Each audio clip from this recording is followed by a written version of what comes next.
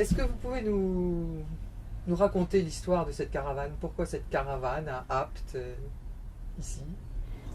Nous représentons déjà un collectif de 8 associations du pays d'Apt, c'est-à-dire la MJC, le Vélo-Théâtre, les cinémas d'Afrique, Apt School Boxing, la Maison Bonhomme et Loupasquier. Et l'Ampep. J'ai oublié l'Ampep.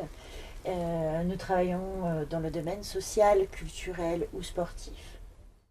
Et alors c'est vrai que, pourquoi cette caravane?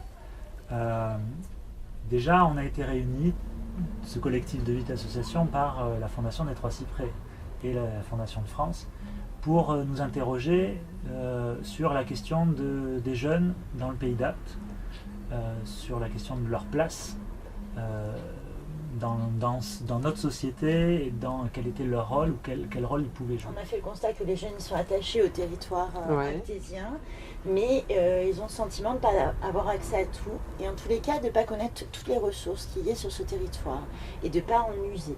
Donc l'idée de la caravane, c'est justement de travailler sur ce principe, ce qui est devenu le projet Besoin d'ici, envie d'ailleurs, sur le fait qu'à leur âge, on a envie à la fois de vivre pleinement ici, trouver sa place pleinement sur son territoire, dans sa ville, dans son village, et à la fois on rêve d'ailleurs, on rêve forcément de voir d'autres choses, de découvrir d'autres choses.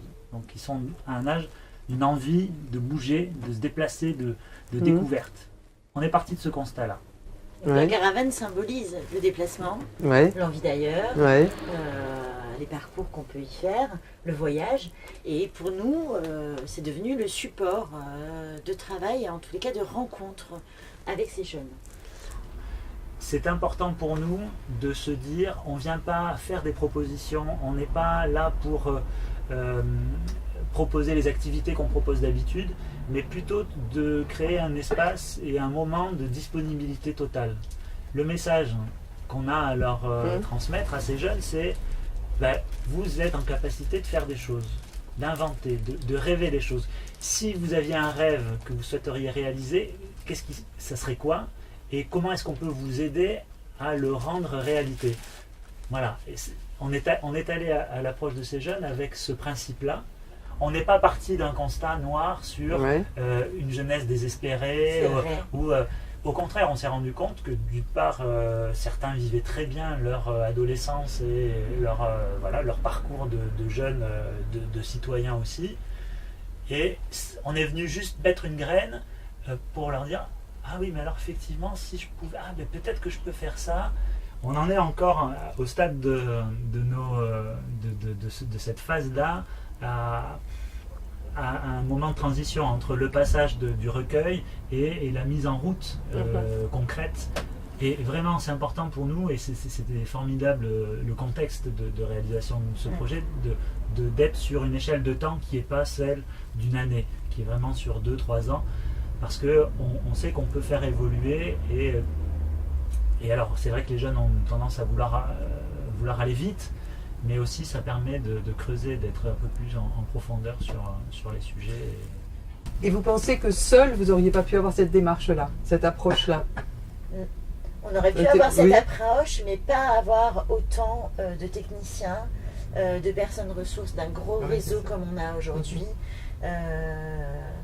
Ça aurait mis beaucoup plus de temps en fait à atteindre toutes ces personnes. Alors que là, effectivement, un mail aux 8 associations, voilà, on a besoin de... J'ai vu les jeunes, on a parlé de ça, qui connaît un architecte je veux dire, le lendemain, j'avais déjà 2 noms d'architectes. Entre-temps, il y a quelqu'un d'autre qui m'a rappelé. Oui, non, ce réseau, on l'aurait pas eu de la même manière, en tous les cas. On ne leur demande pas seulement à eux de se déplacer, et symboliquement et concrètement, on le fait nous-mêmes. Et donc, du coup, ça nous met sur un pied d'égalité. Et ça, c'est quelque chose qui est finalement rare.